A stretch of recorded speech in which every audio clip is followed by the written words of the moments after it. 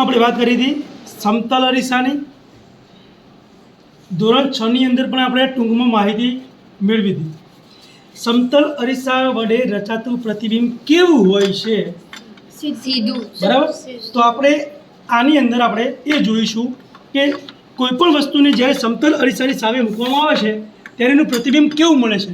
તો આ છે વસ્તુ, એટલે આપણે શું લીધું છે? મીણબત્તી. એની સામે આપણે શું ઊભું કર્યું છે? પડદો. પડદો નથી, સમતલ અરીસો છે. સમતલ અરીસો, અરીસો એટલે જેની સપાટી અપારદર્શક હોય પણ સપાટી સમતલ છે. હવે તમે જોઈ શકો છો કે પહેલું પ્રતિબિંબના ગુણધર્મો કેટલા હોય? 3.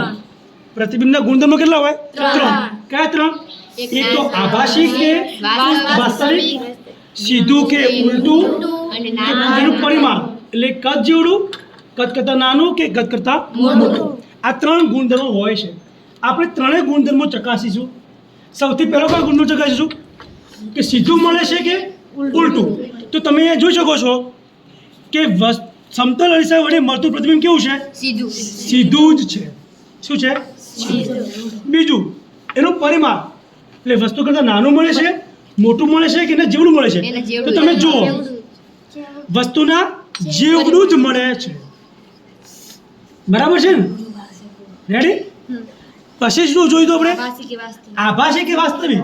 તો આનું જે પ્રતિબિંબ છે એને આપણે પડદા પર મેળવવું છે તો આભાસી. શું છે? આભાસી. સમતલ અરીસા વડે પડદા ઉપર પ્રતિબિંબ મેળવી શકાતું નથી. કેમ? પ્રતિબિંબ અરીસાની અંદર છે. બીજું, સમતલ અરીસાથી આ વસ્તુ વચ્ચેનું જે અંતર છે એ શું કહેવાય?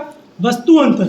અને અરીસાથી અંદર જે પ્રતિબિંબ મળે છે, વસ્તુ પ્રતિબિંબ, એનું અંતર જુઓ કેવું લાગે છે? કેવું લાગે છે? સરખું. તમને એવું લાગશે કે આ અંતર અને પ્રતિબિંબ અંતર બંને સરખું છે. તો આ થઈ ગયું સમતલ અરીસા વડે મળતા પ્રતિબિંબની વાત. ક્લિયર?